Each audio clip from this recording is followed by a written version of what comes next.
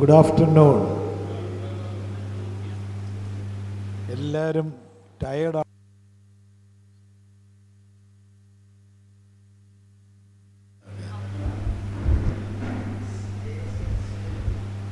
ശരി കേൾക്കാമോ?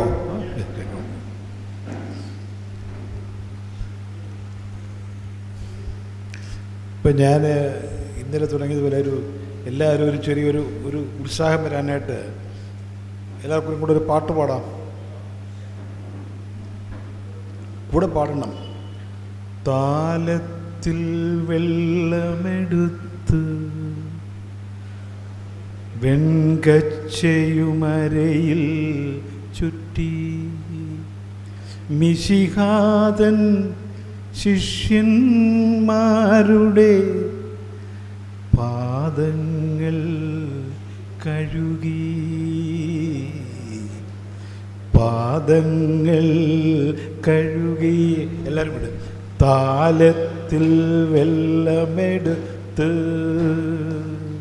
വെൺകച്ചയുമരയിൽ ചുറ്റി മിശിഹാതൻ ശിഷ്യന്മാരുടെ പാദങ്ങൾ കഴുകി, പാദങ്ങൾ കഴുകി. And I just wanted to speak to you about servant leadership. I think all of us who are connected with the church and mission have to be specially remembering this particular expression of servant leadership. Professor Philip has given you lessons on management and leadership. Who is a leader according to us? Somebody who knows the goal, who is very clear about the goal, who is also very clear about the way to reach the goal, who has also developed within himself the capacity to communicate to you how to reach the goal. A person who knows the way, shows the way, and walks the way. Many of the problems that we find in leadership among us today is that people don't walk the talk. There is a story of a pastor who was very popular. He was a very efficient preacher. He was living in a small town for a number of years. He was very influential in the place, and he had twins, two sons who were twins. He sent one to the seminary and made him a priest, a pastor, and sent the other to a medical college and made him a doctor. And the priest continued to serve in the church in the corner, and in the other corner he opened a clinic for his second son. And they were twins, they were looking alike. When somebody on the street asked the pastor, "Hello, are you the one who is practicing at that corner?" He said, "No, I am the one who preaches in this corner. I am not the one who practices." So we have this divergence between speaking and practicing. So the first quality that all of us must develop within ourselves is make a conscious effort to strive to walk the talk. The management, I always say the word management, some of you may be asking why management for pastors who are now working in our mission is different. Management comes from the original Latin word manus. Manus means hand. And you will find Latin and Greek were like our Sanskrit influencing our Indian languages. Latin and Greek influence European language and particularly English language. From the word manus, you have so many derivatives: management, manhandle, manuscript, manicure, So many words, all come from the word hand. So management is the art of handling. Management is the art of handling. But it is not merely the art of handling. Management also is a science, and it must be a science.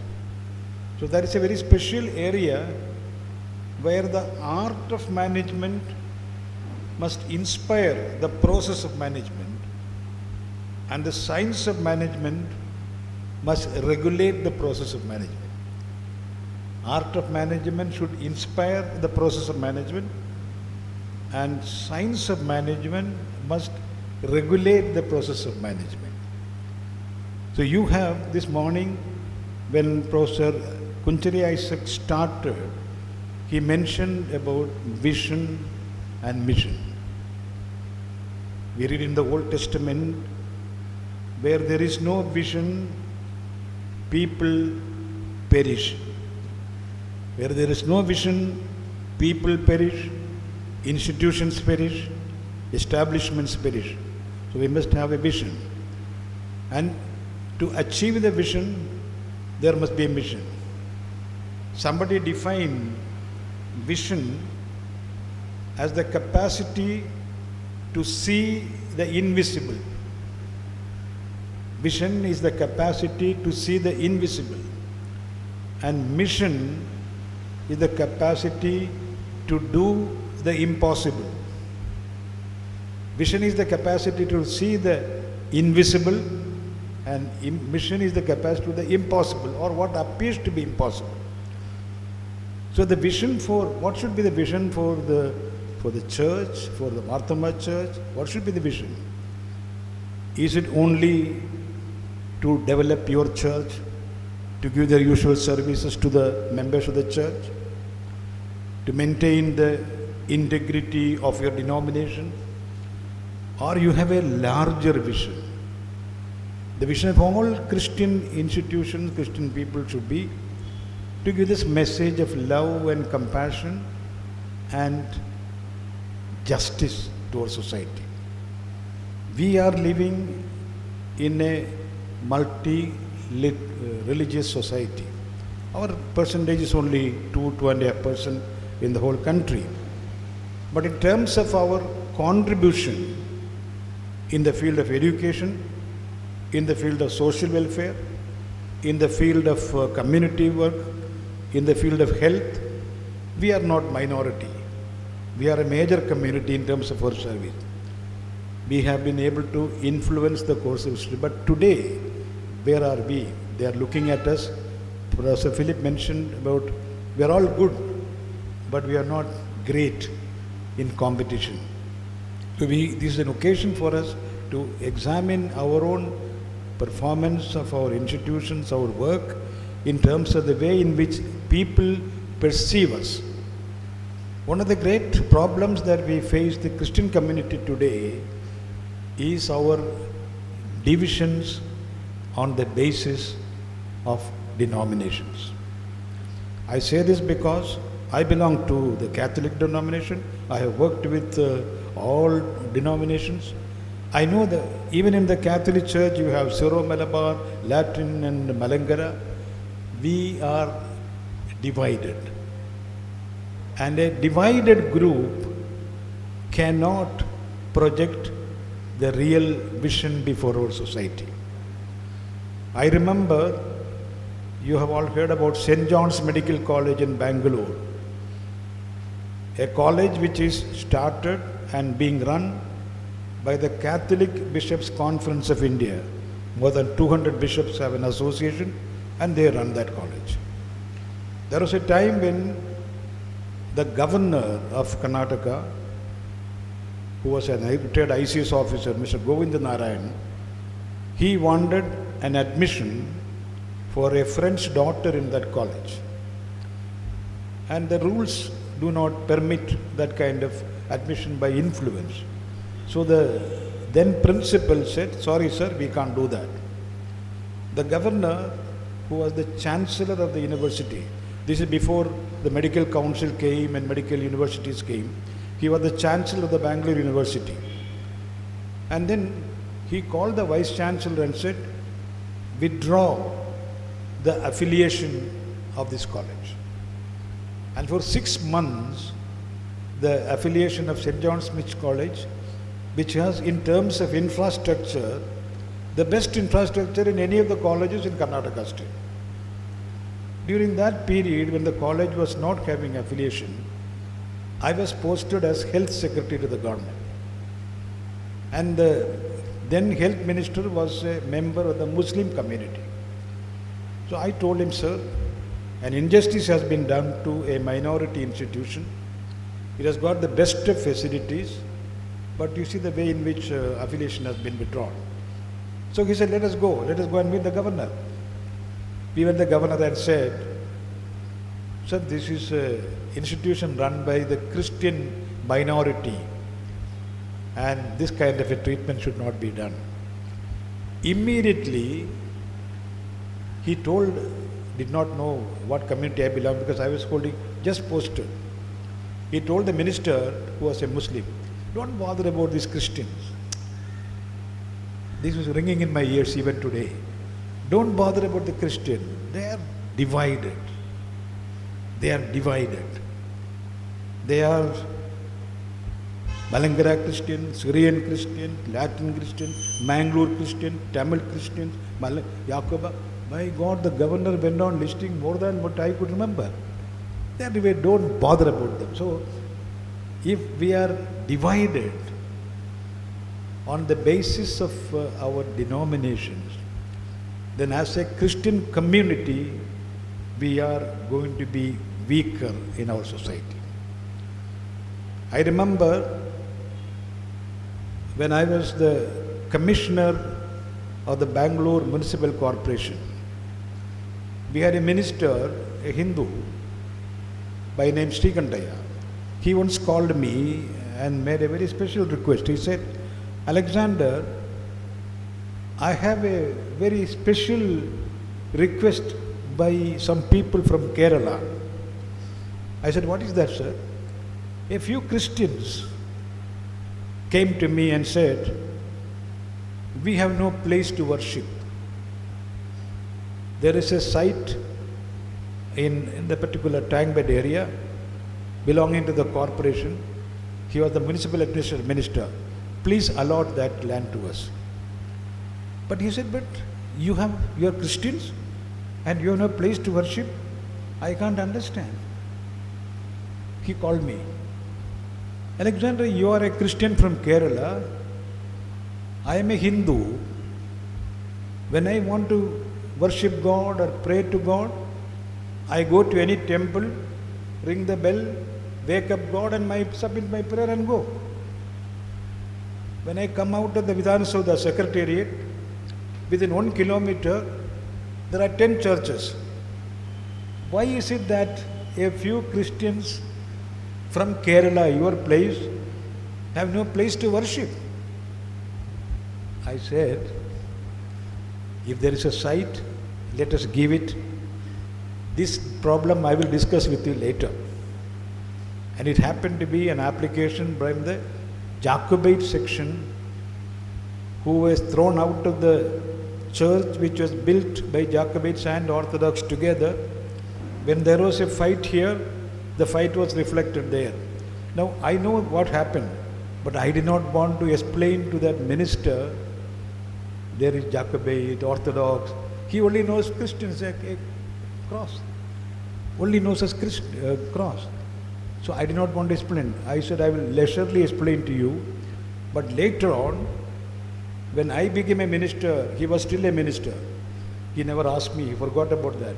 But a big church has come up there in that place, Church of the Jacobite Church. I am a Catholic. For me, it meant no difference. Because for me, I have always believed that differences of denominations are part of our culture, part of history, part of traditions. There is nothing wrong in that.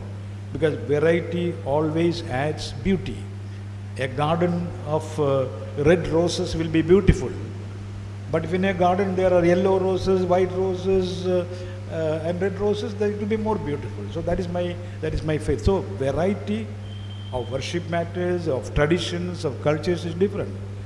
But we must be able to create a leadership that where the cross is there, we are all together. I remember a very, very interesting story, an incident which happened. I used to be the national president of the YMCAs of India. And in that capacity, I used to visit Central Travancore quite often. On one of those occasions, when the Marthoma Church of Chengannur was celebrating its jubilee, those of you who are from that area know that, the new big church and the old church, there was a jubilee celebrations.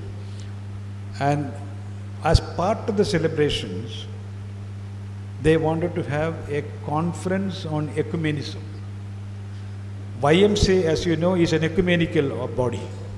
I am a Catholic, but the General Secretary will be a Jacobite, the Vice President will be a Marthomite, no problem. We have, any denomination can be in the YMCA. So I was given the opportunity to be the president of that function. Bishop Chrysostom was then the ruling metropolitan. As I told you in the beginning, I have great admiration for that bishop, a person who can put great truths couched in humor. He was the keynote speaker. I don't know if any one of you was there at that time in the celebration. There was a huge crowd in the church. All the important people of that area were invited, the member of parliament, the MLA, the ministers from that area were all there in that building. And you know, at the moment Chrysostom Tirumeni got up, he has a capacity to make people laugh, he just made laugh. He just asked the children, mind you, the subject was ecumenism. And he said, he just looked at the boys, children, this evening, this Tirumeni dies and goes. Who will be there to receive me? So one child said St. George, because there is a big picture of St. George there. Another child said St. Thomas. A third person said some other same name. And one girl got up and said St. Thomas. He said, correct. No, sorry, St. Peter, correct. And then, the whole crowd was just watching his keynote speech. He said, as a metropolitan, I die and I go to heaven. I meet St. Peter. I go with my regalia and all my dress and all that, very proudly. And St. Peter said, wait, where are you going? You're rushing. Don't you recognize me? I am the metropolitan, I'm quoting his words, a metropolitan looking after about 20 lakhs of Marthomites spread all over the world. You don't recognize me? He said, I am sorry, I don't recognize you. Shame on you, St. Peter. You don't recognize me? He said, please don't waste my time. Stay safe. You all of you know Bishop Chrysostom, how he will speak. Stay safe. The line was going on. But then he went quietly to him and said, St. Peter, is St. Thomas by any chance here? Heaven. No? He said, of course he is here. Can you just send word to him? He said, okay, send an angel called St. Thomas. St. Thomas come rushing because St. Peter is senior to him, rock. Came rushing. What's the matter? No, that gentleman wants to talk to you something. He said, what is the matter? He goes near him. St. Thomas, look here. Throughout the world, there are so many denominations. We are the only denomination which has honored you and named our church after you. Do you have any problem with St. Peter? Why is he showing this kind of an attitude to me? If you have any problem with St. Peter or with anybody else in heaven, keep it to yourself, don't show it to us. St. Thomas,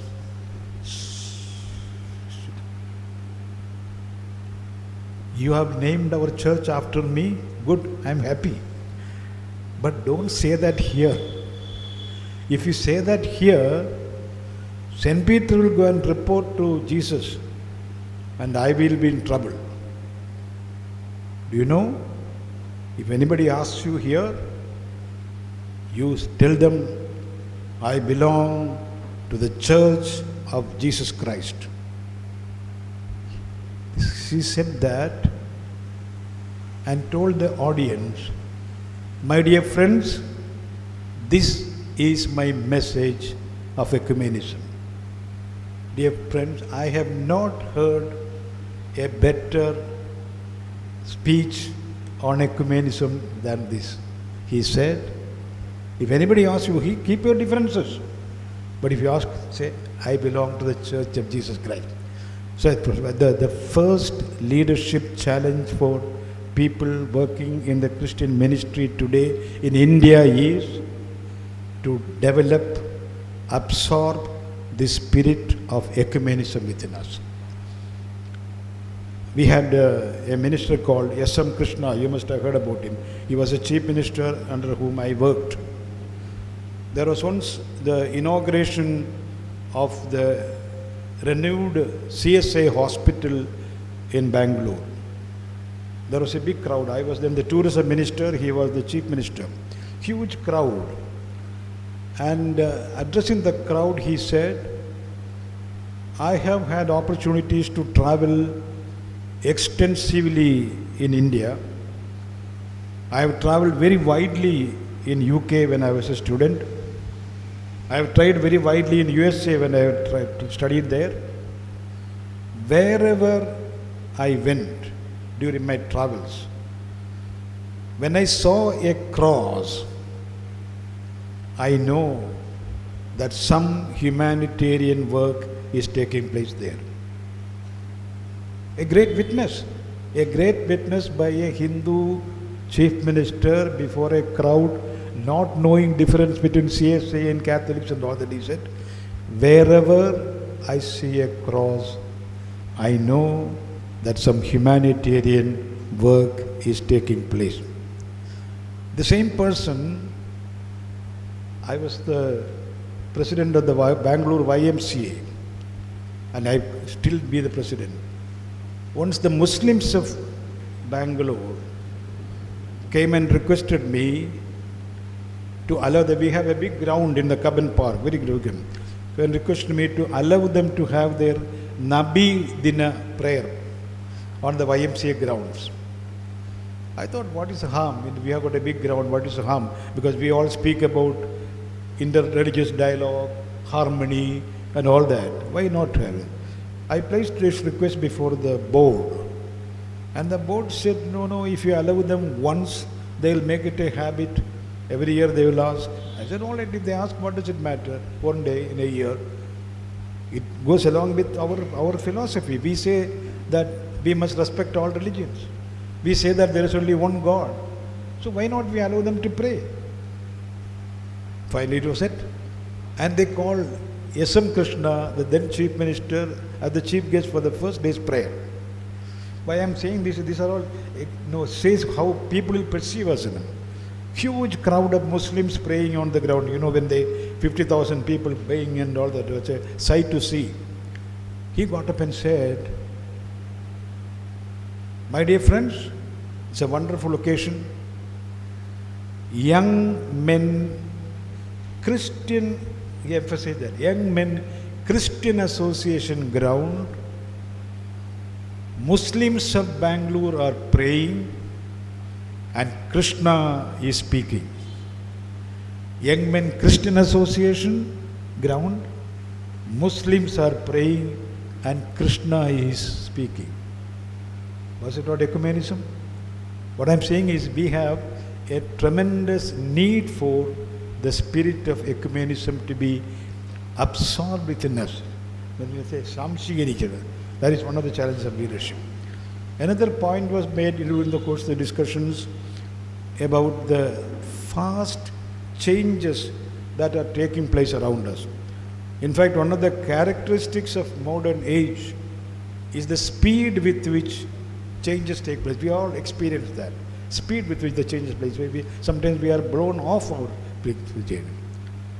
Some thinker once classified people into 4 categories on the basis of their response or attitude to change. The first category are people who can be called proponents of change. People who advocates of change. Yes, change must be there. The status quo is not good. Proponents of change. The second category are adversaries or opponents of change. They are quite happy with the status quo. Nothing. We are the comfort zone. Comfort of the status quo has a comfort. No change. Opponents of change. The third category are people called ostriches of change. Ostrich, the Australian bird, which ducks and goes under the sand when there is storm. When the storm races and dust comes up, that is a change of environment. It goes under the sand and comes out when the storm is blown over. They are called ostriches of change. And the fourth category are people who can be called prophets of change. Prophets of change are people who have the capacity and the training to have dialogue with the future. Prophets of change. So what is required for people like us who are called upon to be agents of change, agents of transforming the society? All of you are that. Your mission is to be agents of change. Change the world. The kingdom of heaven is at hand. Change your ways. Change your ways. Kingdom of God. That is the message which Jesus has done. So we are agents of change. We are agents of transformation. So we must always remember that we have the duty to be prophets of change, not to accept the status quo, to be prophets of change, to have a dialogue with the future. The future of the vision of our future is to see a society, varambugalillatta, adirugalillatta, a borderless society where human beings will be able to interact with one another in the same way as we would have liked to do that. For that kind of a society's establishment, whatever is possible at our hands, we should be able to do that. You are all working in a routine way. When you are in a parish, if you do your parish work, you feel that you are satisfied, ministering the religious services to the people. But there is something bigger than that, of touching the lives of the community, not merely the Marthoma community, parishioners, the capacity to touch the lives of the people around this. I went to the seminary to become a priest when I was a young boy. And you know who influenced me? The influence on me was my parish priest. My parish priest, I remember the parish priest who was before him. He was a very holy priest, very prayerful, but he would come and say the Mass in the morning, and then that's all. Sunday Mass, morning Mass, attending funeral services and all that. This priest, a youngster, came from Kandy Seminary. We are from a village, and in the village, he went round the village for a week, saw the people, saw the way they were living. That was not the time when every house had toilets. What Modi is speaking today, much earlier in our childhood, that preached in the first sermon, he said, I want every house in this parish to have a toilet. Some people started saying, what is this? Instead of speaking about Bible and St. John and St. Matthew, this man is speaking about toilet. But he meant it, and with insisting, he saw that within 3 months, every house in that parish had a toilet. When he came to the parish, he found there was no road, only edavali, with a cycle on the valley, edavali. He said, no, all of us must work together to widen the road. There were Nayars, there were Idavas, there were Muslims. All of them cooperated. That's why I mentioned that. The influence was not merely on the Catholics that parish, because he took up the cause when a campaign for toilet was done for the Catholic members of that parish. Others also caught up that passion, and it meant a revolution, a social revolution in that area. So that priest, the Catholic priest in a small parish in a village, became an agent of social transformation by his leadership in a community where all communities were living together. They all cooperated for widening the road. Today it is a bus route, it's like an express route, and every house was householder. While teaching them for prayer, what I am trying to say is, we have before us this kind of challenges of touching the lives of people individually and also communities. I would like to make a mention of one incident which happened in my life. I don't know whether what is the time I have? Because one incident where my formation, childhood formation, has enabled me to behave in that particular manner when a situation developed. Well, you may also, because in your own life, in your own work, you are dealing with institutions, you are dealing with the finances and all that. During my service, an incident which I always remember in my mind, I was the controller of examinations or registrar evaluation of Mysore University, which is one of the oldest universities in the country. And we had a very peculiar case on that day, which how I handled was my own formation. That's why I'm mentioning this. There was one boy studying in Manipal. There is somebody here who studied in Manipal, who said yesterday, who was a student in Manipal Engineering College. That is a college where Satya Nadella of the great American company was a student. This boy was from a very rich family of Kottayam. His father was not educated, but he had 1,000 acres of rubber plantation in those days. And at a time when the principal of the engineering college was getting a salary of 900 rupees, this boy used to get every month 5,000 rupees from his father to spend. He was leading like a leader. And the then principal was a very stout man who was nicknamed by students as Vada. Vada. Maybe because of the sheep, I don't know. And these boys one day got together and said, when the principal is sitting on the dais in an examination hall, they will drop a vada from the roof. That was a challenge. And this boy took the leadership. That is one kind of leadership, He said, I will do the dropping. He, when the previous day, put a hole in the roof, kept everything ready, a vada was kept ready, and informed the students who had taken the examination that at 10 o'clock sharp, when the examination starts, the vada will start dropping. The students knew, but the principal did not know. So the examination started, and vada appeared. They started laughing. Vada would come down. The principal says, silence. No, it came. Finally, it came and dangling in front of his mouth. He got wild. You can imagine, a principal of a college, you will know that if it happened to you. He got wild and sent his security people. This boy, as planned, could not escape. So he was caught red-handed.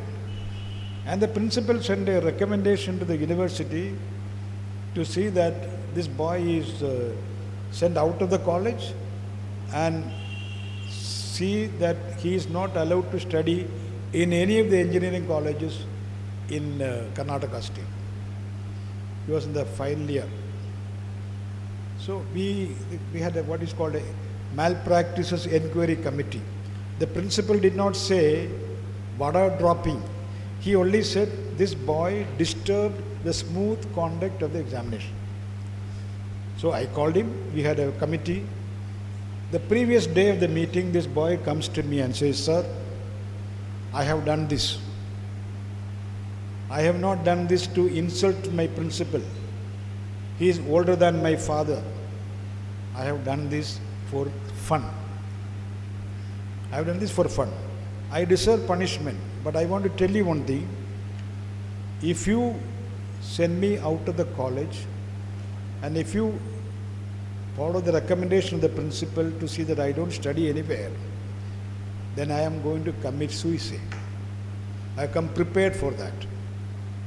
I am not making an idle threat, because if I go like this to my house, my father has placed all his hopes on me. He is uneducated, but he has a lot of money. I am the only son. If I go to him and say that I will send out to the college, he will kill me. And he is a very hot-tempered man. Instead of getting killed by my father, I will kill myself. I wanted to come and commit suicide in front of your office. That is my preparation. But because you gave me an opportunity to see you, I have changed my decision. You see a boy coming and telling, I will commit suicide in my room. I am ready. And then said salam and went. The whole night, I could not sleep. A young boy. There is a report of the principal, very angry report. This boy should be sent out. And this boy coming and saying, I am going to commit suicide. A big challenge before me, The next day I argued with the committee and allowed him to go with warning, because I did not want to spoil the career of a man. 25 years later, then I did not know what happened to that boy. He would have completed the course and all. 25 years later, I go to Dubai for a conference, and I made a speech which came in the paper, Khaleej Times. When I was packing my bag to come back to Bangalore, a phone call came. Sir, are you Mr. Alexander? Yes, yes. I would like to come and see you. I said, who are you? I am Matthew. Which Matthew? Matthew from Manipal Engineering College. I said, every other student was a Matthew. Matthew. And all. Why, how can I? Sir, that Vada. He identified himself as that Vada Matthew. Okay, I said, what are you doing here? He said, sir, I am Chief Engineer, PWD of Alain, one of the provinces of UAE. Chief Engineer, PWD of Alain. And then he continued, he said, so that day, that is 25 years earlier, when I told you that I am coming to suicide, I was totally prepared to do that. You have saved my life. I just want to come and do that. What an experience for me, Why I mentioned this story is, in our life we have so many stories like that. But one thing which touched me at a very young age in my service is, we have opportunities in our life, in our day-to-day life, to touch the lives of people with our value systems. So a good leader is one, a good manager is one, who can, with his conviction, try to touch the lives of followers. It is not merely enough that we carry on with our routine work, Once Abraham Lincoln, the great president of the United States, was asked by a journalist, sir, are you a Christian? He said, yes, of course. Why did you ask that question? But are you a practicing Christian? He said, what do you mean by that? A practicing Christian means regularly going to the church, keeping the Bible with you always, and attending all the religious functions and all that. His reply was a very significant reply. He said, I don't know whether you call me a practicing Christian or a good Christian or not.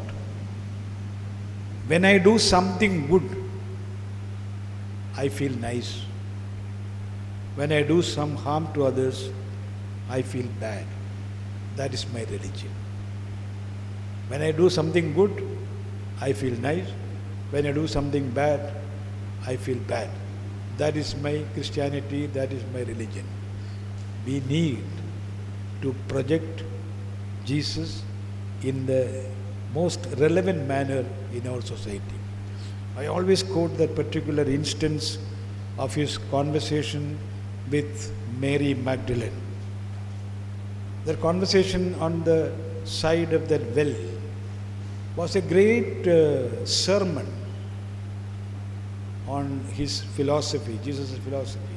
He broke the customs of the time that men should not talk to women in public.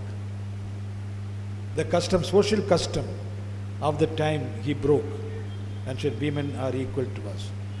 He broke the custom of religious barrier. A Jew should not converse with a non-Jew. Jesus was a Jew and she was a Samaritan. He had no hesitation to talk. There was a religious rule that you should not talk to sinners. She was living with a person and she had already married with 4 or 5. So he broke the social barrier, he broke the religious barrier, he broke the caste barrier and conveyed that he came for the establishment of a reign which is without boundaries. Therefore, that is the vision we must always keep before us. And as leaders of the community, as managers of the resources which you have, I said manager is one who makes use of the resources. Whatever be the resources that you have, it may be human resources, it may be monetary resources, it may be talent. Make use of the resources at your command to see that you reach that goal. And if we are able to do our little part in moving the people who are around you, whom you touch, to reach that goal of our vision, then I think your life will be satisfactory, you will be giving satisfaction to others, and your mission will be fulfilled. Thank you very much. If you have time, if you have anything to ask me, I am prepared to ask. It's 5, I think so.